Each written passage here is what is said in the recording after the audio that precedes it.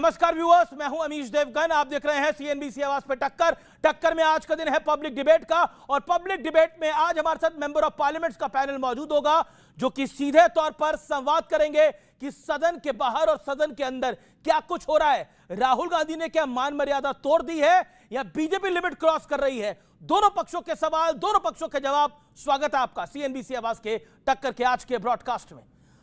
मैंने parliament house में सच्चाई बोली है। आपको सच्चाई अच्छी नहीं लगे वो दूसरी बात है।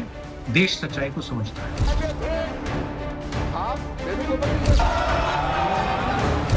ये टकराव, ये लिखा हुआ नहीं पढ़ सकते आप। अध्यक्ष जी ने ना बोला है, नहीं बोल सकते। सिर्फ उसका जवाब देना चाहता हूं, क्योंकि यहाँ पे नरवणे जी ने कहा है, नरवणे जी ने कहा है,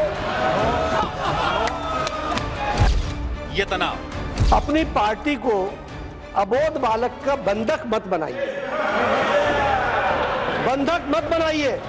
आपको तो मोदी जी ने बंधक कर दिया है। आप कोई उनके राय के बिना बात नहीं कर सकते। मर्यादा का दायरा पार करता सियासी दांव। आइटम नंबर 13, माननीय सदस्य पीपी चौधरी जी। सवाल है, क्या सियासी विरोध का दायरा अब सारी लक्ष्मण रेखा पार कर चुका है? लोकसभा स्पीकर ओम बिरला के चैम्बर की यह तस्वीर देखिए। कोशिश चल रही थी कि सरकार और विपक्ष के बीच तालमेल बनाया जाए, लेकिन यहां जो हुआ वो बेहद दुर्भाग्यपूर्ण है।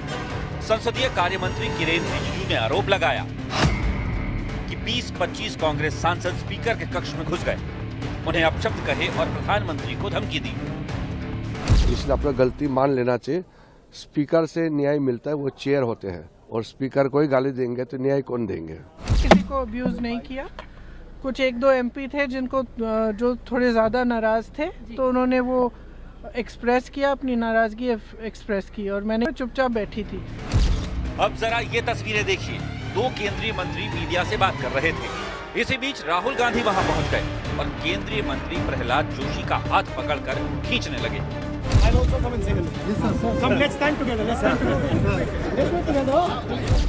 ये दूसरी तस्वीर देखिए। राहुल गांधी ऐसे अंदाज में खड़े हैं कि सदन में आना जाना मुश्किल हो रहा है।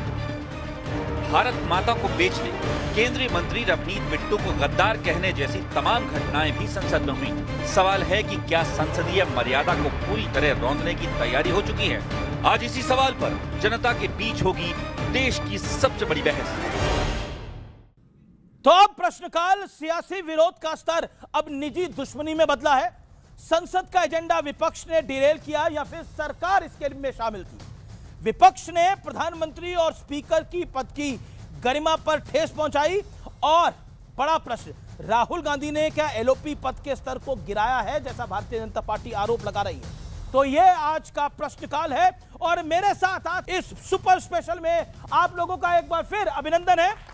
आज पहले सवाल जवाब राउंड होगा, फिर बयान वाला राउंड होगा, फिर वीडियो वाला राउंड होगा, जनता के सवाल होंगे, एक्सपर्ट्स के सवाल होंगे, और रैपिड फायर राउंड होगा। तो आज का आर पार थोड़ा अलग होगा, थोड़ा जबरदस्त होगा, और देश की सियासत का एजेंडा करेगा तय। आप तमाम लोगों का स्वागत है। सबसे पहले सवाल जवाब राउंड। सबसे पहले विपक्ष से ही शुरुआत करते हैं। इमरान मसूद साहब, आखिरकार सदन में ये हुआ क्या है? ये हुआ क्या है? बदले बदले मेरे हजूर नजर आते हैं। देखिए, सदन में जो कुछ हुआ बहुत दुर्भाग्यपूर्ण है, और ये सदन की मर्यादाओं के विपरीत है। मैं असेंबली में भी रहा, अब पार्लियामेंट में भी हूं, लेकिन सदन के अंदर नेता सदन और नेता विपक्ष दोनों का जो प्रोटोकॉल है वो सेम है। अगर नेता सदन खड़े होंगे तो उनको इंटरवीन करने के लिए बोला जाएगा, और नेता प्रतिपक्ष खड़े होंगे तो नेता प्रतिपक्ष के लिए भी माइक खोला जाएगा। लेकिन ये पहली मर्तबा हो रहा है कि जैसे ही नेता प्रतिपक्ष खड़े होते हैं वैसे ही या तो माइक बंद होगा या इजाज़त नहीं दी जाएगी, जबकि परंपरा ये है कि नेता प्रतिपक्ष के खड़े होने के बाद स्वतः इजाज़त मिलती थी। तो ये जो नेता प्रतिपक्ष को ना बोलने देने का वो रहा, उसी पर हंगामा रहा कि नेता प्रतिपक्ष को बोलने दिया जाए, और उसी हंगामे को लेकर के ये पहली मर्तबा हुआ कि प्रधानमंत्री जी का भाषण पार्लियामेंट के अंदर नहीं हो जी सका। जी जी जी जी सुधांशु त्रिवेदी, क्या आपको लगता है कि आप राहुल गांधी को चांस ही नहीं देना चाहते थे, वो बोल ही ना पाए? कांग्रेस का आरोप है कि राहुल गांधी को बोलने नहीं दिया गया, उनका मजाक उड़ाने का प्रयास हुआ। देखिए, यह आरोप निराधार है। पहले 40 मिनट बोले थे, दूसरी बार में भी जब वो बजट पे भी बोले हैं तो भी आराम से पौन घंटे से ऊपर बोले हैं। राजनीति यह कहती है कि राहुल गांधी को बोलने दिया जाता, क्योंकि भारतीय जनता पार्टी का बहुत लाभ होता। मुझे लगता है कि मोदी जी की लोकप्रियता और अमित शाह जी की रणनीति के बाद और हमारे कार्यकर्ताओं के परिश्रम के बाद यदि कोई एक फैक्टर है जो भारतीय जनता पार्टी के लिए बहुत लाभकारी सिद्ध होता है, वो होते हैं राहुल गांधी के वक्तव्य। मगर सदन की मर्यादा और संवैधानिक शुचिता यह कहती है कि सदन के पटल के ऊपर व्यवस्था के तहत बोलें। जैसे उदाहरण के लिए आप कोई किताब तभी कोट कर सकते हैं जब वो किताब पब्लिश जी जी जी जब आपसे कहा गया कि ऑथेंटिकेट करना है, तो ऑथेंटिकेट करना एक प्रक्रिया है संसद में। आपने जो बोला है वो आप किताब प्रस्तुत करेंगे, एक फॉर्मेट है, उसमें आप सिग्नेचर करेंगे कि मैं ये प्रमाणित करता हूं। वो कह रहे हैं अभी ऑथेंटिकेट करता हूं। अरे अभी नहीं होता भाई, वो एक प्रोसेस है। जैसे एग्जाम्पल के लिए कोई बच्चा है, वो कहे कि मेरे नंबर कम आए हैं, तो वो कहे कि नहीं आपका रीचेक हो जाएगा, तो अभी करिए। नहीं साहब, वो स्क्रूटनी के फॉर्म के थ्रू आप आएंगे, then it will be rechecked and then it will be establish.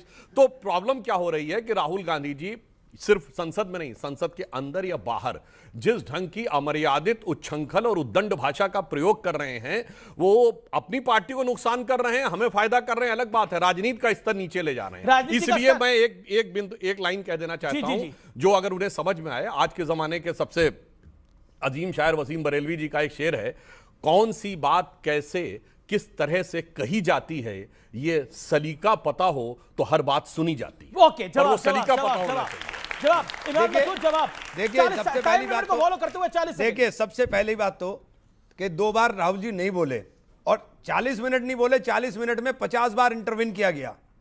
और दूसरी बात, जो किस किताब का उन्होंने जिक्र किया, उस किताब के लिए बाकायदा नियम स्पीकर साहब ने दिए कि कोई उद्दत नहीं किया जाएगा। Next day Bharatiya Janata party के एमपी किताबें लहरा करके चरित्र हनन की बातें कर रहे थे और जिस तरह की शब्दावली अयाश बोला पूर्व प्रधानमंत्री के बारे में पार्लियामेंट के अंदर बोली जा रही थी, उस पंडित जवाहरलाल नेहरू के बारे में, जिस पंडित जवाहरलाल नेहरू के नीतियों के ऊपर आज देश खड़ा हुआ है, उस पंडित जवाहरलाल नेहरू के बारे में किस प्रकार की शब्दावली का प्रयोग किया गया, ये बहुत ही दुखद था। ये इंपॉर्टेंट है। फिर मैं एक्सपर्ट से सवाल ले रहा हूं। देखिए, दोनों बात कहना चाहता हूं। अयाश बोला गया सदन के अंदर। देखिए, इस विषय पे आपको ही दिए इंटरव्यू में हमारे उन सांसद महोदय ने कहा कि उनके अनुसार तो किताबों में उससे भी ज्यादा आपत्तिजनक शब्द थे जो वो नहीं बोलना चाहते थे। और दूसरी बात है, जो किताबें कोट की गई वो सब पब्लिश्ड हैं और इनके नेताओं के द्वारा लिखी गई हैं। हाँ, जहां तक इन्होंने कहा कि पंडित जवाहरलाल नेहरू जी की नीतियों पे देश खड़ा है, पंडित जवाहरलाल नेहरू जी की नीतियों पे देश खड़ा नहीं था, देश पड़ा था। जब उनकी नीतियां उखड़ी हैं उसके बाद देश खड़ा हुआ। एग्जाम्पल देता हूं, 91 में खड़ा है, अब जवाब दीजिए। नहीं, एक मिनट। 91 में मनमोहन सिंह जी ने बतौर वित्त मंत्री नरसिम्हा राव जी की सरकार में जब खुली अर्थव्यवस्था लाए, उसके बाद भारत उभरा। यानी नेहरूवियन मॉडल ऑफ सोशलिज्म जब तक खड़ा था तब तक भारत दबा था 1.5%, 2% की ग्रोथ रेट और 10-12% की महंगाई में। और जब नेहरूवियन मॉडल उखड़ा और उखड़ के नीचे पड़ा, तब भारत की शक्ति का एक नया स्वरूप उठ के खड़ा पड़ा। जवाब, जब भारत आजाद हुआ तो भारत के पास खाने को नाज नहीं था। जो जानवरों को नाज दिया जाता है वो नाज इंपोर्ट होता था और वो खाते थे। पहनने के लिए कपड़ा नहीं था। वो कपड़ा बनवाने के लिए मिलें लगवाने का काम पंडित जवाहरलाल नेहरू की औद्योगिक नीति ने किया। देश के अंदर खाद्यान्न के अंदर अपने आप को आत्मनिर्भर करने के लिए बांध का निर्माण किया। भागड़ा नेकल बांध विश्व का सबसे बड़ा बांध बना नेहरू जी को अयाश कह दिया इन लोगों ने। एक मिनट साहब, भागड़ा नेकल बांध बना करके खड़ा किया, एम्स बनाए। और जब ये लोग पैदा भी नहीं हुए थे, हम लोग पैदा भी नहीं हुए थे, उन्होंने तब सपना देख लिया था चंद्रयान का, और चंद्रयान का सपना उस वक्त देख करके खड़ा किया। देखा उन्होंने, किया पूरा मोदी जी ने। समय तो मोदी जी ने आते ही थोड़ी पूरा कर दिया। ऐसा भारत में तो कपड़ा बनता नहीं था, तो अंग्रेज आए काहे थे यहां? भूखे नंगे लोगों के लिए आए थे क्या? ढाका का मलमल, भारत का कपास, भारत के सूत के कपड़े, आप जाके पढ़िए। ग्रीक हिस्ट्री में लिखा है कि that has become the sinking ship of Greeks gold. यूनान का सारा गोल्ड यहां आता था क्योंकि भारत से ही सारे कपड़े जाते थे, मगर सब कुछ जवाहरलाल नेहरू जी के आने के बाद हुआ। अब मैं बताना चाहता हूं, एक मिनट सर, भाखड़ा नंगल बांध भारत का पहला डैम जो बना है, कृष्ण सागर डैम, वो महाराजा मैसूर ने 1920 में बनवा दिया। तब तक तो जवाहरलाल नेहरू राजनीति में आकर स्थापित भी नहीं हुए थे। मैं आपको बताना चाहता हूं, भारत का जो पहला हाइडल पावर प्रोजेक्ट है, शिव समुद्रम पावर प्रोजेक्ट, 1892, जवाहरलाल नेहरू 3 साल के थे। आपको पता है दुनिया में यूरोप के बाहर अगर पहला शहर था जिसमें स्ट्रीट लाइट आई, वो बेंगलुरु 1902 में, जवाहरलाल नेहरू 13 साल के थे। अब मैं बताना चाहता हूं, Indian institute of sciences Bengaluru कब बना? 1916 में। मिंटो आई हॉस्पिटल, दुनिया का पहला हॉस्पिटल, बेंगलुरु में 1913 में बना। अब अगर आपसे यह भी बताना चाहूं, भारत में सीवी रमन को नोबेल प्राइज मिल गया 1930 में, और सब कुछ करवाए सिखाया जवाहरलाल नेहरू ने 1947 के बाद। जी, अब मैं एक और बात भी कह दूं, जी जी, भारत के पहले इंजीनियर विश्वेश्वरैया जी जिनके की बर्थडे पे 15 मार्च को हम सब इंजीनियर्स डे मनाते हैं, वो भारत की आजादी से पहले ही उन्होंने भारत के अंदर इंजीनियरिंग को स्थापित किया था, जिनका नाम बोलने में राहुल गांधी जी हड़बड़ा गए थे, विश्वेश्वरैया बोले थे। अगर कहीं ये कह दिया जाता पूरा नाम बोलो मोक्ष गुंडम विश्वेश्वरैया, तो पता नहीं क्या हो जाता। इसलिए ये चाचा जी ने जो टोपी पहनाई है कि सब कुछ हमने किया, सब कुछ हमने किया, सब कुछ बाद में किया, भाई साहब जिस समय भारत आजाद हुआ, एक फैक्ट बता देना चाहता हूं, चाइना के पास एयरफोर्स नहीं थी 47 में, चाइना की एयरफोर्स 49 में बनी है, हमारी एयरफोर्स 1932 से थी। चाइना के बाद उतनी बड़ी स्टैंडिंग आर्मी नहीं, सेकंड वर्ल्ड वॉर में 25 लाख सैनिक भारत के थे, मगर चाचा जी ने सब खत्म करके ऐसी हालत बनाई। पर आप तो कह रहे सुधांशु जी चाचा नेहरू ने कुछ करा ही नहीं, ऐसा तो नहीं है? मैंने किया नहीं, चाचा नेहरू ने काम नहीं किया, काम तमाम किया। ओके, काम नहीं किया, काम तमाम किया। ओके, आप यहाँ खड़े हो, ओके, वो कह रहे काम नहीं किया, काम तमाम किया, लेकिन फिर मेरे को एक्सपर्ट्स का राउंड खोलना है, फिर वीडियो राउंड भी आने वाला है। मैं कभी भी किसी व्यक्ति के योगदान को इनकार नहीं करेंगे, कोई ना कोई कुछ ना कुछ आकर के दे करके गया है। अब आप बात करते हो 70 साल की, लेकिन जब 12 साल पे आते हो तो 12 साल पे आपकी गाड़ी रुक जाती है। आपने ट्रेड डील कर करके पूरा देश बेच दिया। अब आप कह रहे हैं कि हमने बहुत बता दिया। आपने ट्रंप के सामने घुटने टेक दिए। आप में यह हिम्मत नहीं होती कि ट्रंप कहता है कि मैंने युद्ध रुकवा दिया, आप में यह हिम्मत नहीं होती कि यह कह दे कि ट्रंप झूठ बोल रहा है।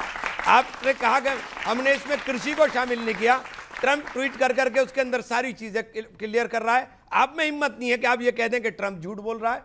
आप तो ट्रंप की सेवा के अंदर इस वक्त लगे हुए हैं पूरी तरह से, ट्रंप की सेवा में लगे हुए हैं। एक सेकेंड, शांतनु गुप्ता आपका सवाल क्या है? सवाल क्या है? इमरान मसूद से आपका सवाल है, सवाल क्या है? इमरान भाई जय श्री राम। मैं थोड़ा अपोजिशन को समझने की कोशिश करूंगा आपके थ्रू, क्योंकि आप कांग्रेस में भी रहे, फिर आप समाजवादी में रहे, आप बसपा में रहे, और फिर आपकी घर वापसी हुई, मतलब असली घर वापसी नहीं हुई, पॉलिटिकल घर वापसी हुई। आप ये बताइए, इन तीनों में से सबसे डेमोक्रेटिक पार्टी कौन सी, सबसे डेमोक्रेटिक लीडर कौन सा है तीनों का? राहुल गांधी हैं कि पीछे अखिलेश यादव हैं कि मायावती हैं? आपने तीनों के साथ काम किया। वो कह रहे अखिलेश यादव डेमोक्रेटिक नहीं है, मायावती डेमोक्रेटिक नहीं डेमोक्रेटिक है। वो कह रहे राहुल गांधी हैं। मैंने राहुल जी के लिए कहा राहुल जी। ठीक है, सतीश जी आपका सवाल क्या है? सुधांशु जी की पूरी शक्ति इसी में जाती है कि नेहरू जी को एकदम बदनाम किया जाए। नेहरू जी, देखिए सुधांशु जी की सुने तो नेहरू जी ने कुछ नहीं किया, जो कुछ किया अंग्रेजों ने किया या फिर मोदी जी ने किया, बीच में वाजपेयी जी ने भी कुछ किया। क्या ये राजनीतिक विमर्श का ये सही बात है क्या? मुझे लगता है जब आप विश्लेषक हैं तो तथ्य पे बोलना चाहिए। मैंने कोई फैक्ट गलत बोला हो तो आपको काउंटर कर देना चाहिए।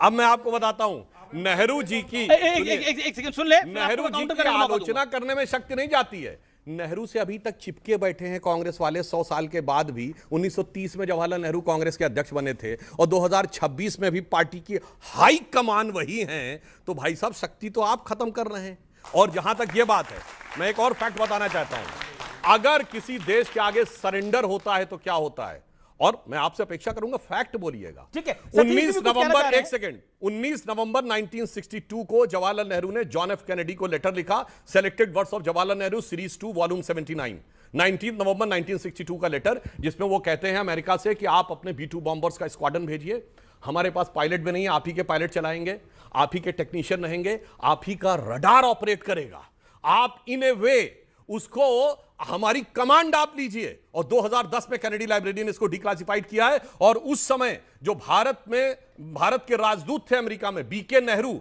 जो जवाहरलाल नेहरू के सगे भतीजे थे, यानी चाचा का सगा भतीजा, उन्होंने अपनी किताब नाइस गाइस फिनिश सेकंड में लिखा है कि जब मैं वो लेटर देने जा रहा था अमेरिका के राष्ट्रपति के एडवाइजर को, मैं इतनी शर्म का अनुभव कर रहा था कि लौट के आके मैं अपने को रोने से नहीं रोक पाया कि हमने वर्चुअली सरेंडर करके अपनी एयरफोर्स की चीफ दे दी। सर फैक्ट बोल रहा हूं, फैक्ट पे काउंटर करिएगा। देखिए सुधांशु जी तो बोलने लगेंगे तो चुप नहीं होंगे। अरे आज चलिए आप लगाते हैं आरोप कि केनेडी को उन्होंने पत्र लिखा, क्या गलत किया था जब हम चाइना ने हमारे ऊपर हमला किया था उस समय? तो उसको हम जस्टिफाई करते हैं, मैं करता हूं जस्टिफाई कि भाई दुश्मन अगर आपके दरवाजे पे खड़ा है तो लो उसका भी सपोर्ट जो अब तक नहीं मिल रहा था। क्या गलत था उसमें? क्या गलत था? ये तो नहीं था ना कि आज आप अमेरिका के साथ डील पे पूरा भारत में झंडा लहरा रहे हैं। ओके ओके भाई एक मिनट, ओके क्या झंडा लहराया है? जरा बोलिए, फैक्ट बोलिए। आप नेता हैं कि आप विश्लेषक हैं? बोलिए, फैक्ट बोलिए। कौन सी चीज का झंडा? ये हम बोल रहे हैं, मैं फैक्ट बोल रहा हूं। सुनिए, मैं आपसे दब नहीं रहा हूं, मैं सुन लीजिए। आपने एक साल पूरे ट्रंप को गालियां दी, दिलवाई, और अब जो है फिर मैं तो कहता हूं कि झंडी निकाल करके ट्रंप चाचा जिंदाबाद के नारे लगाइए। आप ये यहाँ पे बता के जाइए कि भारत का अमेरिका के साथ इस डील में आपने क्या हासिल किया। ओके ओके ठीक है, ये सवाल है आपका। भाई साहब एक मिनट, मैं अभी बताता हूं। पहले आप बताइए क्या गंवाया। भारत की सरकार ने अभी पहले इनसे पूछवाइए। ये गलत है तथ्य। भाई देखिए, फैक्ट बोलते नहीं है, भाषण दे रहे हैं। अब मैं बताता हूं, इन्होंने कहा जस्टिफाई किया कि 62 में किया, वो तो मैं उत्तर पहले दे चुका हूं। अरे चाइना के पास 49 में एयरफोर्स थी, हमारे पास 32 से थी, और हमने क्या किया? शांति के कबूतर उड़ाने शुरू कर दिए, और जब जंग के जहाज उड़ाने की बात आई तो हाथों के तोते उड़ गए। ये वस्तुस्थिति थी। अरे आपने इसलिए आप कह रहे हैं। अब आज की डील की बात करिए। आज की डील, आज सोनिया गांधी जी आज तो हैं, एक्टिव पॉलिटिक्स में हैं। उनके बारे में नटवर सिंह जो इनके विदेश मंत्री रहे, अपनी किताब one life is not enough में लिखते हैं कि एक पार्टी में सोनिया जी ने मुझे बुलाया और बुला के कहा कि मैं आपको विदेश मंत्रालय नहीं दे सकती, इसके लिए मेरे ऊपर बहुत दबाव है, और अमेरिका से दबाव है। यह कौन कह रहा? आज की सोनिया गांधी जी के बारे में आपके विदेश मंत्री नटवर सिंह खुद बोल रहे हैं। ये होता है सरेंडर। इमरान मसूद से सवाल क्या है? 2-3 सवाल आपसे हैं। एक सवाल छोटा सवाल आप इमरान मसूद। ये बार बार संविधान की बात करते हैं, इनको लगता है एलओपी जो है वो संविधान का पालन करते हैं क्या? ये जो सांसद सदस्य साहब खड़े हैं ये संविधान का पालन करते हैं? संविधान प्रधानमंत्री को एक और जी ये संविधान के पेज कितने हैं बुक में नहीं पता होगा दोनों नेताओं को, हम तो चैलेंज करते हैं। ओके जवाब वो कह के आप लोग संविधान का पालन कर रहे हैं? पेज पूछिए कितने। ओके देखिए सुनिए, मैं वकील नहीं हूं, ये तो ये बताएंगे, ये वकील साहब। ये भी वकील नहीं है। वकील नहीं हूं। अरे शांति शांति शांति। जहां तक संविधान के मानने की बात है, देश कोई भी देश हो वो कानून से ही चलता है। लेकिन एलओपी मान कहां है? अरे आपके कहने से मान लेंगे। एलओपी मान नहीं रहे। बात आप कह रहे हैं, आपके कहने से मान लेंगे। क्या नहीं मान रहे आप ये बताएंगे ना? अच्छा एलओपी क्या नहीं मान रहे? संसद को चलने दे रहे हैं? ये बताइए, संसद को चलने दे रहे हैं? हैं? सुबह उठ के आते हैं, बोलते हैं मैं ये बोलूंगा, ऐसे थोड़ी ना होता। किसने कहा? इमरान भाई बिल्कुल सीधा सा प्रश्न। देखिए जो पूरा जो झमेला हो रहा है उस किताब के कारण हो रहा है। मैं खुद लेखक हूँ, 12 किताबें लिखी हैं। एक एक पेज पे जो लिखते हैं उसका रेफरेंस देना पड़ता है कि किताब में हमें 100 रेफरेंस देने पड़ते हैं, पब्लिश किताबों के पेज नंबर के साथ, लाइब्रेरी के साथ, एडिशन के साथ। अब पेंगुइन ने कह दिया मेरी भी किताबें पब्लिश हुई है, पेंगुइन से कि किताब पब्लिश नहीं हुई है। अब अनपब्लिश किताब को आप किसी को भी लेके आ जाए, पे कैसे बिक रही थी वो? कहीं नहीं बिक रही थी। प्री बुक ऑर्डर लिख दिया कि वो गलत है, उसने कह लिख दिया कि हम। अच्छा मैं अब मैं वीडियो राउंड में लेके आऊंगा, लेकिन उससे पहले आपका सवाल सुधांशु त्रिवेदी जी का। देखिए बहुत छोटा सा सवाल तो नहीं हो पाएगा क्योंकि जवाब बड़े लंबे। आपने कहा कि कौन सी बात कब कहाँ कही जाती है, ये अगर सलीका हो तो हर बात सुनी जाती। मदर ऑफ ऑल डील्स की बात हो रही है, ये बड़ा मतलब मारा है। नहीं बोला है। नहीं ये यूरोपियन आपने उसका बड़ा क्रेडिट लिया। आप कहते थे मनमोहन सिंह नहीं है, मनमोहन सिंह है। क्या ऐसी बात हो गई है कि आदरणीय प्रधानमंत्री जी अब सदन के अंदर राहुल गांधी साहब को फेस नहीं कर पा रहे? राहुल गांधी साहब के पास 100 सीटें हैं, लेकिन उनका जो कॉन्फिडेंस लेवल है आज की डेट में वो पूरी भारतीय जनता पार्टी पे इस वक्त भारी नजर आ रहा है कि राहुल गांधी साहब बोलना चालू होते हैं और पूरी भारतीय जनता पार्टी खड़ा हो जाती है। और जो बात कही जाती थी एक अकेला सब पर भारी, क्या है ऐसी परेशानी? बताइए कि सदन में आदरणीय प्रधानमंत्री जी भाषण देने नहीं आते हैं। ओके इन्होंने अच्छी बात बोली है। एक अकेला जानते हैं सारे कांग्रेसियों पर भारी, एक अकेला इतना भारी कि 140 साल, सर अपने टर्न में बोलिए, 140 साल में कांग्रेस को सबसे नीचे ले आया एक अकेला। मतलब वो तिलक से लेके गांधी, नेहरू, इंदिरा जी, नरसिम्हा राव, सबने जो बनाया, एक अकेले ने सबका भट्टा बैठाया।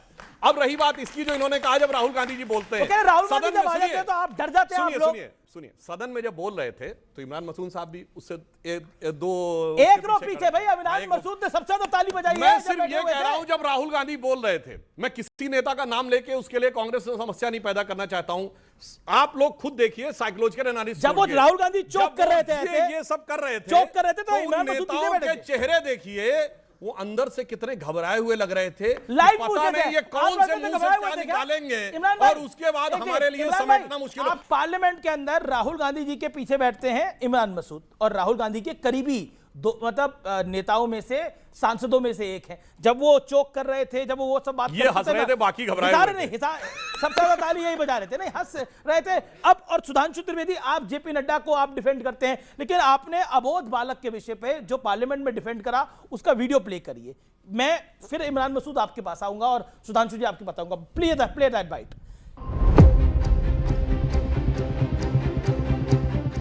बोध का अर्थ होता है ज्ञान, इसमें अप्रत्यय लगाकर जो ज्ञान ना हो उसके लिए अबोध होता है। कोई सम्मान नहीं, किसी का असम्मान नहीं है सर। ज्ञान की कोई सीमा नहीं होती, अज्ञान की कोई उम्र नहीं होती। नहीं, मैं थोड़ा सा कह दूं, जो आज जो है उपसर्ग होता है, प्रत्यय नहीं। प्रत्यय बाद में लगता है, मेरे मुंह से वहां वो निकल गया था। बोध का मतलब होता है ज्ञान, सभी को पता है। अबोध जिसको ज्ञान ना हो। अब मैंने आपको बता दिया कि जिसे ये ना पता हो कि सब्सटेंटिव प्रूफ क्या होता है सदन के पटल पर रखने के लिए, वो अबोध है। जिसे ये ना पता हो कि किताब वही बताई जाती है जो पब्लिश्ड हो, वो अबोध है।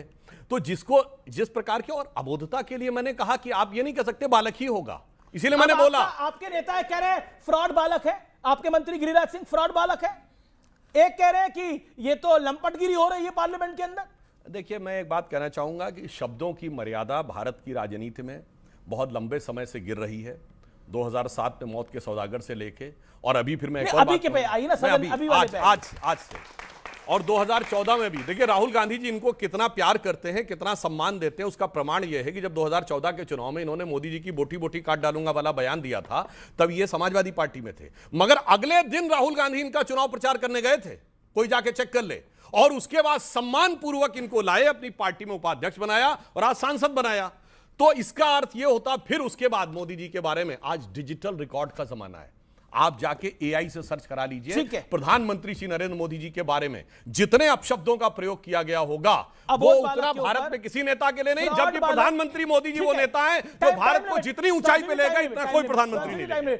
आपने बोला था मैं घंटा घर की छत पे चढ़ जाऊंगा, मैं छत से छलांग लगा जाऊंगा सोनिया, प्रियंका गांधी और राहुल गांधी के लिए। ये क्यों कहा था आपने? मेरे नेता हैं, वो कहेंगे चढ़ जाओ, मैं चढ़ जाऊंगा। कहीं भी चढ़ जाऊंगा, वो कहेंगे हिमालय पे चढ़ जाओ, मैं चढ़ जाऊंगा। अच्छा, ये कर देंगे और क्या मैं अपने नेता का आदेश मानूंगा? वही, इसलिए मैं ऑन द लाइटर नोट कर रहा हूं भाई। इनका नाम इमरान मसूद है। हम लोग जब बच्चे थे, इमरान खान बॉलिंग करते थे, उनका बॉलिंग रनअप सबसे लंबा होता था। 45 कदम का रनअप होता था और 150 किलोमीटर की रफ्तार से बॉलिंग करते थे। इनको भी राहुल गांधी के लिए उतना लंबा आपको नहीं, ये इंटरेस्टिंग है। ये आप कह रहे हैं कि राहुल गांधी अगर आपको बोलेंगे छत पे चढ़ जाओ, हिमालय पे चढ़ जाओ, चढ़ जाएंगे। क्यों? जो मेरे नेता हैं जो बोलेंगे। एक बात सुनिए, फौज के अंदर डिसिप्लिन तो होना चाहिए ना। जो जनरल जो बोलता है जवान को तो वो करना। सुनिए, राहुल गांधी कह भी सकते हैं कि तुम चढ़ जाओ। तब अगर बोल दिया तो मुश्किल हो जाएगी इमरान भाई। नहीं, वो कह भी सकते हैं, तो अगर बोल दिया तो चढ़ जाएंगे ना 100%। सुधांशु जी को एक बात तय करना है कि वो अबोध बालक है या शातिर हो गया है। शातिर हो गया है, अबोध बालक है या शातिर हो गया? सुधांशु त्रिवेदी 20 सेकंड में जवाब। प्रधानमंत्री जी ने तो एक शातिर शब्द का इस्तेमाल किया। मैं तो ये कहता हूं सुधांशु जी, इसके ऊपर सोचिए। पप्पू पापा बन गया है। ओके, आप किसको पप्पू बोल रहे हैं मुझे नहीं पता। वैसे साधुवाद जिसे कहते हैं ना, साधु साधु, आज मुझे लगता है जो शब्द प्रतिबंधित था हम लोगों के लिए, धन्यवाद देना चाहता हूं, सतीश जी ने यह इंगित कर दिया। एक शातिर के बारे में देखिए, जो बातें वो कर रहे हैं वो शातिराना है, और वो एक ऐसे अबोध बालक हैं जो विदेश में बैठी हुई भारत विरोधी शातिर शक्तियों के हाथ के। ओके, जवाब। पूरी दुनिया में इस्तीफे हो रहे हैं, कोई नैतिकता हमारे यहां भी आएगी कि नहीं आएगी? कांग्रेस अध्यक्ष मल्लिकार्जुन खड़गे का बयान है। आपको ही इमरान मसूद साहब, आपको मल्लिकार्जुन खड़गे बोल रहे हैं हैदराबाद वाली परेशानी को यूपी में मत घुसने दो, उस परेशानी को नहीं रोका तो हमें खत्म करके जाएगा। असाउद्दीन ओवैसी के बारे में बोल रहे हैं खड़गे? नहीं नहीं, क्या विषय है वो? वीडियो वायरल है, वाली परेशानी वीडियो है वायरल है। अच्छा कौन सी है? अच्छा मैं वो- आपसे पूछ नहीं, लेता हूँ, हैदराबाद वाली परेशानी है कौन सी? नहीं नहीं, वो तो एक मजाक की बात हो रही थी। अच्छा, तो एक मजाक की आपकी पार्टी में मजाक बहुत होता है। नहीं, मजाक की बात थी, और वो किसी ने पीछे से रिकॉर्ड करके वो कर दिया, उस मजाक की बात। क्या वो? नहीं नहीं, कोई उसमें हैदराबाद वाली परेशानी कौन सी थी? नहीं, हैदराबाद की बिरयानी थी, परेशानी नहीं थी। शेरवानी। आप बच रहे हैं इस सवाल से? नहीं नहीं, वो मजाक की बात थी और ऐसी। अच्छा कौन सी परेशानी है? असाउद्दीन ओवैसी है? नहीं नहीं, ओवैसी मुस्लिम वोट ले रहा है नहीं यूपी में? देखिए वो एक अलग विषय है, अलग उसके ऊपर विषय तो है, जवाब तो दीजिए। नहीं नहीं, वो अलग विषय है। देखिए बिहार में 6 MLA जीत गए, सरकार चली गई ना, तो उस जीत से क्या फायदा होगा? तो वो एक अलग विषय है, तो मतलब यही बात हो रही थी, लंबा विस्तृत विषय, यही बात हो रही थी। मैं चलिए मैं चलिए, कहना चाहता हूं, परेशानी यह है कि जुबली हिल्स के चुनाव में असदुद्दीन ओवैसी ने कांग्रेस का समर्थन किया।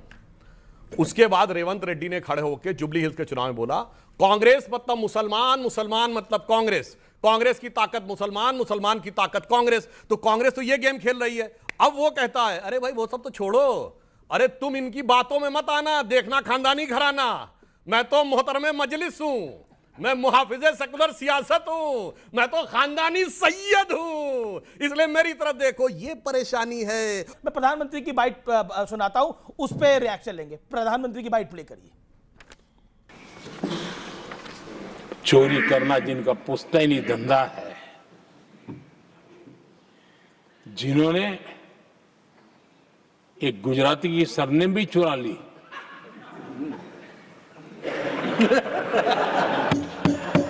महात्मा गांधी की सरनेम चुरा ली। अब बताओ, गांधी सरनेम से आप लोगों को दिक्कत है?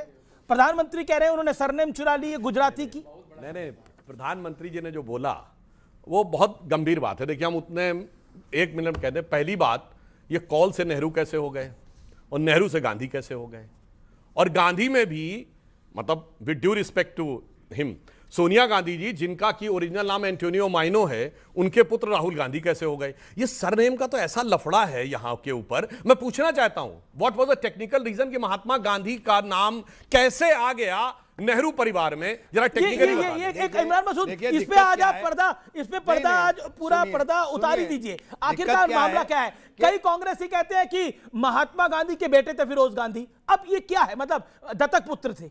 महात्मा गांधी ने दत्तक पुत्र थे महात्मा गांधी के, फिरोज गांधी जब बेटे थे, मतलब महात्मा गांधी के। जो नई कहानी आ रही है। देखिए सुनिए, यही था। इन लोगों को पता नहीं और महात्मा गांधी के बेटे फिरोज गांधी। महात्मा गांधी जी ने फिरोज जी को गांधी उपनाम दिया था, यही मैंने इतिहास में। लेकिन इस स्तर पर जाकर प्रधानमंत्री बोलते हैं, तो इससे ज्यादा दुर्भाग्यपूर्ण बात नहीं हो सकती कि प्रधानमंत्री किस लेवल के ऊपर जाकर के कितना राहुल गांधी से डर रहे हैं कि इस लेवल के ऊपर राजनीति करने पर उतर। तो फिर ये मरहूम फिरोज साहब का खानदान कहा जाना चाहिए, फिर ये इंदिरा जी का खानदान कैसे हो गया? तो कौन कह रहा है कि फिरोज साहब अच्छा चलिए, और अगर ये कहेंगे नहीं नहीं ये तो महिला सशक्तिकरण की बात है, तो फिर राहुल गांधी जी को सोनिया गांधी का खानदान मिलना चाहिए। ये बड़ा जिगजैग है, ये बड़ा झोलझाल है। लेकिन गांधी सरनेम को लेके एक इमरान मसूद, एक क्लैरिटी, व्यूअर्स की क्लैरिटी के लिए, ये जो गांधी सरनेम आया है इसको लेके प्रधानमंत्री ने गंभीर सवाल उठा दिए हैं। फिरोज गांधी को ये कैसे आया? देखिए, पंडित नेहरू के बेटे मोतीलाल नेहरू के बेटे पंडित नेहरू की बिटिया इंदिरा गांधी का विवाह हुआ फिरोज से, ठीक है, फिरोज के बेटे हुए राजीव गांधी, ठीक है ना। फिरोज और इंदिरा जी के बेटे हुए राजीव गांधी और संजय गांधी। अब फिर राजीव गांधी और सोनिया जी के बेटा हुआ राहुल। तो ये क्या है? मतलब मुझे एक बात बता, ये गांधी का कैसे है? एक सेकंड, गांधी कैसे हो गया? मुझे एक बात बता दीजिए, अब्दुल हफीज गांधी है, हमारा साथी है, अब्दुल हफीज गांधी है, आइडियोलॉजी से उसने पीछे गांधी लगा। क्या आइडियोलॉजी से है? क्या बात आप कर रहे हैं? आइडियोलॉजी है ना। फिर तो फिरोज गांधी को उन्होंने अडॉप्ट किया, फिरोज गांधी को उन्होंने अडॉप्ट किया। टेक्निकल एक और बाइट आ रही है, निशिकांत दुबे ने सदन के बाहर क्या कहा, आइए सुन लेते हैं, सुनिए। ये व्यक्ति एक फटीचर जैसा जो है पैंट पहन लेता है, एक टी शर्ट पहन लेता है। कभी आपने देखा है पार्लियामेंट की गरिमा का इससे बड़ा हनन आपने देखा है? ये इस पर कहिए, वो कहते हैं फटीचर जैसे कपड़े डालते हैं, पार्लियामेंट की गरिमा का हनन करते हैं। निशिकांत दुबे 4 टाइम के मेंबर ऑफ पार्लियामेंट है। जवाब, इनके मुंह से ऐसी जबान निकलती है, इसके अलावा नहीं निकलता। क्या आप लीडर ऑपोजिशन के लिए किस तरह के शब्दों का इस्तेमाल कर रहे हैं? और फिर आप कहते प्रधानमंत्री को गाली दे दी। कहां दे दी भाई? आपने स्पीकर के कमरे में बता दिया हमने बुरा भला कहा, बुरा भला कहा। आप बताओ कहां का, आप बताओ कहां का? ये फटीचर राहुल गांधी को कह रहे हैं आपके नेता, क्यों? देखिए, मेरा ये कहना है कि उन्होंने जिस प्रकार का आचरण दिखाया है, देखिए मैं ये नहीं कह रहा हूं कि कोई वो वाली बात है। अब वो टी शर्ट पहन के आते हैं संसद के अंदर, ठीक है, चूंकि लिखित में कोई नहीं है, मगर आप ब्रिटिश संसद में नहीं जा सकते, वहां बाई चांस लिखित है। और आप अपने क्लास में अगर जाते हैं, अगर इम्प्रॉपर ड्रेस में, तो टोक दिया जाता है। कंपनी के ऑफिशियल मीटिंग में नहीं जा सकते। और तो और छोड़िए, जब वक्फ बोर्ड के ऊपर मीटिंग हो रही थी, वोटिंग, हम लोग रात में 3-3 साढ़े 3-3 बजे तक जगे हैं। ये नाइट सूट वाला पैजामा पहन के आ गए। ये क्या है? ये संसद के अंदर की मर्यादा। आप राहुल गांधी का पैजामा भी देख रहे हैं आप? अरे उस समय पूरी उसमें दिखाया गया कि वो झमक झोला ऐसा पैजामा पहन के आ गए रात में। भाई साहब, अब पैजामे जीन तक बात आ गई है, फटीचर तक बात आ गई है। ओके, आप कुछ कहना चाहते हैं फटीचर में? कहना चाह रहा हूं कि आप राहुल गांधी साहब के ड्रेसिंग सेंस को लेकर के जो है बात कर रहे हैं। अरे आपके चुने हुए सांसद दूसरे सांसद को सदन में अभद्र भाषा का प्रयोग करते हैं, गाली गलौज करते हैं, उस पर कोई नहीं बात होती है। मित्र की बात कर रहे हैं क्या? आप बात कर रहे हैं रमेश भिदुड़ी जो आपके यहां से थे, उन्होंने कुंवर दानिश अली के लिए क्या शब्द का प्रयोग करा था? कौन सी आपको आपत्ति नहीं लगी? सदन की गरिमा उस वक्त तार-तार नहीं हुई।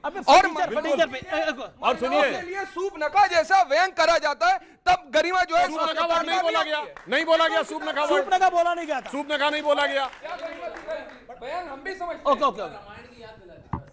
अब रामायण में तो कई पात्र हैं, राम भी हैं, नहीं देखिए, रावण भी है, सिर्फ मोदी जी ने ये बोला था। सुनिए, कांग्रेस की कड़ुआ कड़ुआ थू नहीं, हम सिर्फ इतना बोल रहे हैं। कांग्रेस की एक कद्दावर महिला सांसद अट्टहास कर रही थी।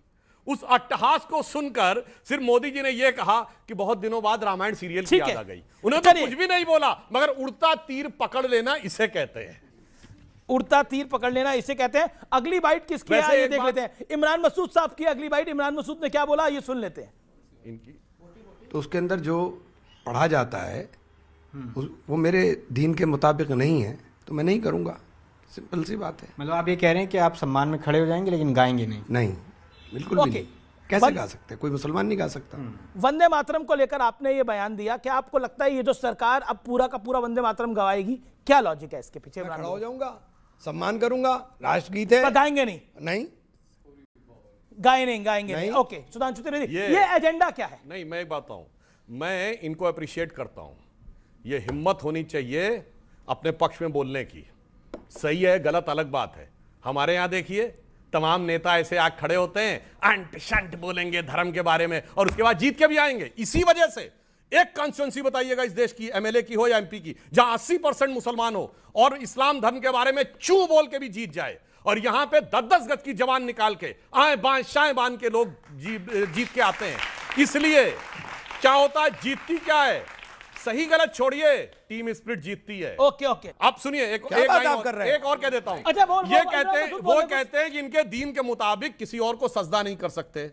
तो मैं पूछना चाहता हूं, बादशाहों को तो सजदा होता था? नहीं। जब बादशाह आते थे तो बोला जाता था सजदे में निगाह रहे, तमाम होश खिरत पेशे बादशाह रहे, ये बोला जाता था। ओके, नहीं। अच्छा, आपको पता सजदे कितने प्रकार के? नहीं। मैं बता रहा हूं, आपको पता सजदे कितने प्रकार के? नहीं, आपकी बात से नहीं मान। मैं क्या बात कर रहे हैं? अरे मैं कहूंगा जाके चेक कर लीजिएगा। जो बा मुलायजा होशियार बोला जाता था, उसमें यह भी लाइन थी, सजदे में निगाह रहे, तमाम होश खिरत पेशे बादशाह। और सुनो, बादशाहों के सामने जाके ये करते थे। क्या बात कर रहे हैं आप? ये सजदा नहीं था, मुल्क पे नहीं करेंगे, बादशाहों के आगे करेंगे। बोलिए आप देखिए, वंदे मातरम कांग्रेस के हर अधिवेशन में आज भी गाया जाता है, आज लेकिन काटा हुआ। अच्छा, संसद का सत्र जब खत्म होता है आप गाते हैं कि नहीं? नहीं। ओह, वेरी सिग्निफिकेंट थिंग। अरे मैं झूठ नहीं बोलूंगा, सच। मैं खड़ा हूंगा सम्मान में। अब कांग्रेस से जवाब चाहिए मुझे, कांग्रेस से। क्या बात? अब कांग्रेस से जवाब चाहिए कि संसद के पटल पे खड़े होकर उनका सांसद कहता मैं वंदे मात्रम नहीं बोलता हूं। सुनिए, Rahul Gandhi will say it is absolutely secular, I am having no problem about. नहीं, सुनिए, आप शोर मचाने से नहीं हो। मैं वंदे मातरम होता है सबसे पहले खड़े होने वालों हूं। मैं मंदिरों में भी जाता हूं, आरती होती है, मंदिरों की आरती के अंदर खड़ा होता हूं, लेकिन आरती नहीं करता हूं क्योंकि मेरा धर्म, मेरा तरीका मुझे जो इजाजत देगा मैं वो करूंगा। मैं आपसे ये उम्मीद नहीं कर सकता हूं कि आप मेरे तरीके से खड़े होकर के नियत बांध के लेकिन वंदे मातरम होना चाहिए नहीं होना चाहिए पूरा वंदे मातरम राष्ट्रगीत होना चाहिए ना, करे ना, पूरा हो या अधूरा हो, वो मुझे उससे वो नहीं है। प्रधानमंत्री मोदी पर जो बाइट थी वो प्ले करता हूं, राहुल गांधी की बाइट प्ले करिए। नरेंद्र मोदी जी डरे हुए हैं। नरेंद्र मोदी जी पर प्रेशर है, भयंकर प्रेशर है। नरेंद्र मोदी जी का जो इमेज का गुब्बारा है, जो हजारों करोड़ रुपए लेकर बनाया गया था, वो फूट सकता है। क्यों कह रहे हैं इमरान मसूद राहुल गांधी की मोदी डरे हुए हैं, क्यों? 30 सेकंड आपके, अब अपनी बात को रखिए। मोदी जी अगर डरे हुए ना होते तो राहुल जी की बात सुनते और जवाब देते और देश के सामने बताते आकर के। लेकिन राहुल जी की बात सुननी है, जवाब तो दूर की बात है। तो आप पार्लियामेंट के अंदर डिबेट रख लीजिए, ओपन डिबेट रख लीजिए, बिना सेंसर के पार्लियामेंट के अंदर पूरा देश देखे, राहुल जी भी बोले और वो भी बोले, मर्यादा के साथ तो डिबेट करनी पड़ेगी ना। अब ये मर्यादा कौन तय करेगा? मर्यादा कौन तय करेगा? अमर्यादित भाषा का प्रयोग राहुल गांधी ने नहीं किया। मर्यादित भाषा का प्रयोग राहुल गांधी के पीछे लगे हुए उपनाम को लेकर के किसने किया? ओके, जवाब। वो कह रहे हैं बिना सेंसर के डिबेट हो जाए तो दूध का दूध और पानी का पानी हो जाए। सुधांशु त्रिवेदी। बिल्कुल, मैं कह रहा हूं उसकी भी जरूरत नहीं है। एक एक फैक्ट जो राहुल गांधी ने बोला उसको वेरीफाई कर लीजिए आज के जमाने में, और जो बाकियों ने बोला उसको वेरीफाई कर लीजिए जाके। आपको लगता है राहुल गांधी इस संसद के सत्र में उन्होंने अपने लिए कुछ गेन किया या लूज किया? मैं समझता हूं और मेरी स्पष्ट राय है और मेरा यकीन है कि गलत या सही इस सत्र का सेहरा राहुल गांधी के नाम बना। ओके, इस सत्र का सेहरा राहुल गांधी के नाम जाता है आपको लगता है इस सत्र का सेहरा राहुल गांधी के नाम? देखिए, जब से वो एलओपी बने हैं बिल्कुल वो स्टैम्प करके गैर जिम्मेदारान हो गए हैं। अब वो बिल्कुल अनपब्लिश किताब दिखा के, टी शर्ट पहन के, क्रॉस करके वो और गैर जिम्मेदाराना हो गए हैं। मैं एक राहुल गांधी की बात हो रही है, बोल दूं, हम लोग जब बच्चे थे, शायद आप लोगों को पता ध्यान होगा, उस समय एक चीज के लिए मोहिंदर अमरनाथ थोड़ा इनफेमस हो गए थे कि वो हुक करके छक्का मारने के चक्कर में हिट विकेट हो जाते थे। उस ढंग से जरूर सेहरा जो है राहुल गांधी जी के हाथ में है।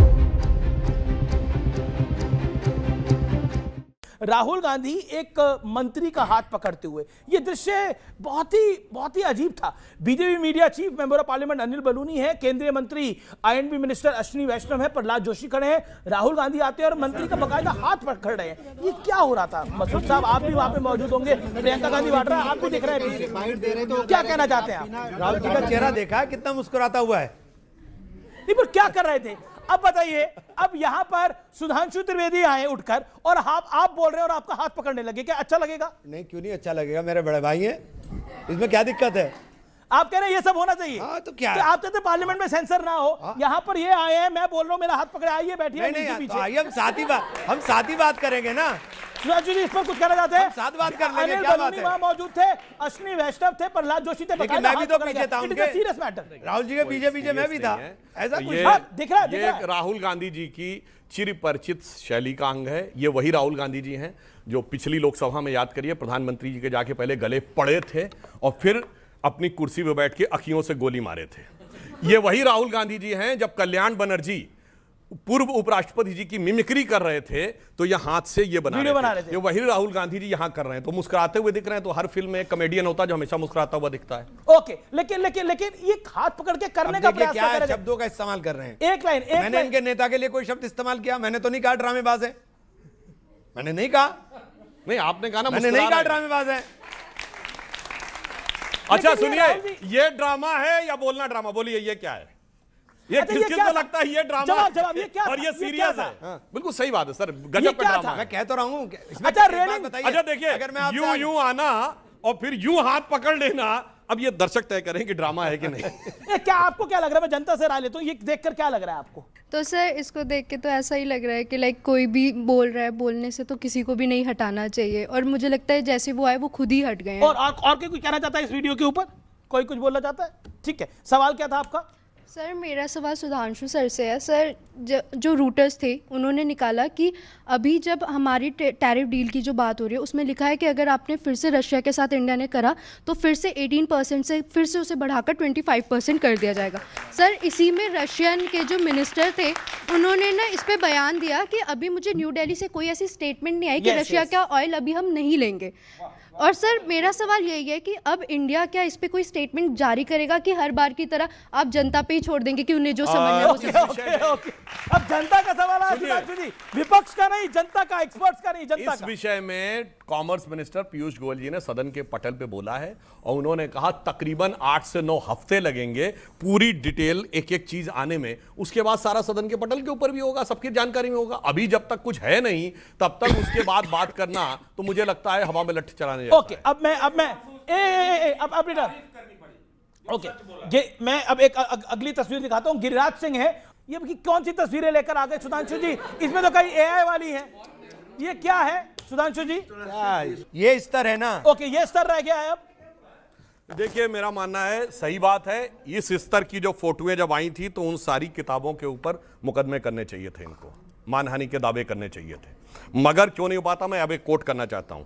किताब है JFK's Forgotten Crisis, जिसमें कि जो लेखक ने उस समय जो भारत में राजदूत थे JK गैल्ब्रिथ, जॉन केनेथ गैल्ब्रिथ, अमेरिका के एम्बेसडर, उसमें वो कह रहे हैं कि कैनेडी ने उनसे कहा कि नेहरू जी की इस यात्रा के दौरान ये JK Forgotten Crisis यानी JFK की Forgotten Crisis किताब में है, और वो ये कह रहे हैं, एक मिनट, उसमें वो ये कह रहे हैं कि जो उनका डिनर था नेहरू जी के साथ, ये कैनेडी कह रहे हैं, वो किसी भी राष्ट्राध्यक्ष का अब तक का सबसे होपलेस डिनर था, क्योंकि वो बातचीत में मुझसे बात करने में कम और मेरी वाइफ जैकलिन कैनेडी से बात करने में ज्यादा रुचि ले रहे हैं। अब क्या आपको लगता है कि ये इस तरह के स्तर पे जब जाएगा तो कैसे? ये इनका कल्चर है, ये अपने वो लोगों के बारे में क्या सोचते हैं और क्या नहीं सोचते हैं मैं क्या कह सकूं। इस स्तर के अंदर मैं आना नहीं। ओके, बिल्कुल आपकी बात सही है। बिल्कुल उस स्तर पे जाना भी नहीं चाहिए, उस स्तर पे जाने। टक्कर में एक ब्रेक के उस पार बड़ी खबर।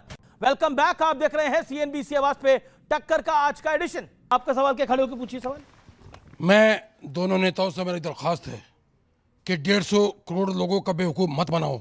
ये बताइए कि जब मुल्क को आपके खून की जरूरत थी तो माफीनामा लिख कर क्यों भेज रहे थे आप? ओके ओके, किसने माफीनामा लिखा था? ओके, माफी कौन सा ऐसा RSS का उस वक्त का नेता नहीं था जिसने माफीनामा लिखा? नाम बताइए। और अब मैं बोल रहा हूं बगैर उसके 22 जून 1920 जवाहरलाल, सुनिए, महात्मा गांधी का letter to Chelmsford, I feel honoured to be your most obedient servant MK Gandhi. बोलो किसने लिखा था? 22 जून 1920। बोलो, महात्मा गांधी ने लिखा चेम्सफोर्ड को, मैं ऑनर फील करता हूं आपका most obedient servant. Okay okay, किसने लिखा? उसी के बारे में बात कर रहे हैं ना? नहीं, किसके बारे? उसी के बारे में बात कर रहे हैं ना? Okay okay okay. अच्छा, तो फिर आप कहेगा माफीनामे देश को कहा विकास की बात। आज इंडिया चर्चा, सारी मेजर इकोनॉमी में फास्टेस्ट चर्चा को 7.4 है, बोलिए हाँ या ना? ये बताइए महंगाई की दर 2% है कि नहीं, बोलिए हाँ या ना? और कुछ भी और बताना है, इसलिए भाई साहब यथार्थ पे बात करिए, जोश। अच्छा, मैं एक निवेदन कर रहा हूं, मैं कह रहा हूं विषय पर आते हैं। अच्छा, एक तस्वीर आई जिसमें राहुल गांधी रेलिंग पे खड़े हैं और वीडियो भी आया, रवनीत बिट्टू को गद्दार कह दिया, उस पे बहुत बड़ा विषय बन गया। इमरान मसूद, क्या कहना चाहते हैं आप? बहुत लाइटर मोड के अंदर बात हो रही थी और बीजेपी ने उसको अननेसेसरी उठाया, बहुत लाइटर मोड पे। अभी राहुल गांधी रेलिंग पे क्यों खड़े हैं? मतलब मेरा ये कहना है कि हंसी मजाक की बात थी, ये सभी है। ओके ओके ओके, कॉलेज वाले हैं, वो कह रहे हैं कॉलेज वाले कॉलेज की तरह खड़े हुए हैं। नहीं, वो मेरा ये कहना है, देखिए उसमें कोई बात नहीं। वो गद्दार कहना तो बहुत आपत्तिजनक है, क्योंकि रणवीर सिंह बिट्टू सिर्फ एक सांसद नहीं है, शहीद बेअंत सिंह जी के परिवार के हैं, मगर हकीकत में जानते क्या है? जो कोई भी खुददार है, देश का वफादार है, उसके लिए आज की डेट में कांग्रेस में रहना दुश्वार है। ओके, कांग्रेस में रहना दुश्वार है। ओके, जब आप कुछ कहना चाहते हैं आप अपने तरीके से इस पे? नहीं, क्या ये मुद्दे नहीं है, जो मुद्दा है उसके ऊपर आप बात नहीं करेंगे। क्या मुद्दा, बोलिए ना। ये मुद्दा क्या है, उसी पे बात करते हैं। आप जो मुद्दा बोलेंगे उसी पे बात करते हैं। ट्रेड डील बड़ा मुद्दा था, उसके ऊपर चर्चा नहीं होगी। ट्रेड डील पे हुई बात पूरी तरह से। आपने अभी अर्थव्यवस्था गिनवाई, आपने IMF के आंकड़े दिए।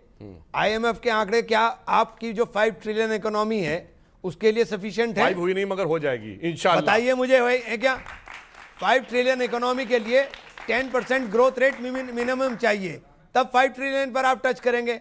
अभी वो 7.2 पर आपने बताई। उन्होंने अच्छी बात कही, मगर जानते हैं हमारी 7.2 क्यों है? सुनिए, एक मिनट, दुनिया की ग्रोथ रेट कितनी है? 3.2। पूरी दुनिया में जब डाउन रेट चल रहा है तो भारत की 7.2 दुनिया में बेहतर आएगा। 4 साढ़े 4 पहुंचेगी, हमारी 10 पहुंच जाएगी। आखिरी राउंड, रैपिड फायर राउंड। पहले बीजेपी से एक सवाल, फिर कांग्रेस से एक सवाल, एक एक लाइन में जवाब देना, एक लाइन से ऊपर जवाब नहीं देना। बीजेपी, क्या राहुल गांधी के चुनाव लड़ने पर रोक लगनी चाहिए, हाँ या नहीं? इसका निर्णय चुनाव आयोग और कोर्ट करेगा। क्या संसद में इमरान मसूद, वैसे मैं कहूंगा नहीं लगनी चाहिए ताकि वो चुनाव लड़ते रहे और हमें जिताते रहे। ओके, इमरान मसूद, क्या संसद में सड़क छाप सियासत हो रही है, हाँ या नहीं? हाँ। हाँ, बहुत अच्छा जवाब। संसद में किताब कोट करना सही है या गलत, सुधांशु त्रिवेदी? अगर छपी हुई ऑथेंटिक किताब है तो कोर्ट की जा सकती। ओके ओके, आपसे, कांग्रेस छोड़कर जाने वाले नेता गद्दार होते हैं इमरान मसूद? नहीं, ये देखिए, गद्दार और वफादार की तो बहुत बड़ी डेफिनेशन है। ठीक है, अगला सवाल, सदन चलाने की ज्यादा जिम्मेदारी सरकार की है या विपक्ष की, सुधांशु त्रिवेदी? मानवीय बात है, जो बड़ा दल है उसकी जिम्मेदारी बड़ी है, जो सबसे बड़ा उसकी जिम्मेदारी सबसे बड़ी है, मगर दोनों ही मिलकर चलते हैं। ओके, कांग्रेस में आला कमान मल्लिकार्जुन खड़गे हैं या सोनिया गांधी, जवाब इमरान मसूद? इसमें तो अनडाउटेड कांग्रेस प्रेसिडेंट मल्लिकार्जुन खड़गे हैं। सोनिया गांधी छोटी है। कांग्रेस प्रेसिडेंट मल्लिकार्जुन खड़गे हैं। खड़गे जी तो खुद कहते हैं मैं आला कमान से पूछूंगा। ठीक है, अगला सवाल, आखिरी सवाल है, राहुल गांधी बीजेपी के लिए चुनौती है या सियासी एसेट? देखिए, हमारे हिसाब से तो वो भाजपा के लिए सियासी एसेट और देश के लिए चुनौती है। ओके, आपसे सवाल इमरान मसूद, कांग्रेस की हार पर हार के लिए पार्टी जिम्मेदार है या राहुल गांधी? कैसा सवाल है आपके लिए, बताइए ना, गांधी हार पे हार के लिए कौन जिम्मेदार है, राहुल गांधी या कांग्रेस पार्टी? राहुल गांधी और पार्टी एक दूसरे के पर्यायवाची नहीं है, एक ही है। अच्छा ठीक है, ज्यादा बड़ा नेता कौन है, राहुल गांधी या प्रियंका गांधी? राहुल गांधी। ओके, राहुल गांधी। चलिए बहुत बहुत फिलहाल राहुल गांधी है, आगे प्रियंका गांधी। चलिए बहुत बहुत शुक्रिया, आप तमाम लोगों का बहुत बहुत शुक्रिया, तो फिलहाल सीएनबीसी आवाज के टक्कर में आज के लिए इतना ही। आपको ये एडिशन कैसा लगा मुझे जरूर बताइएगा। नमस्कार, गुड नाइट।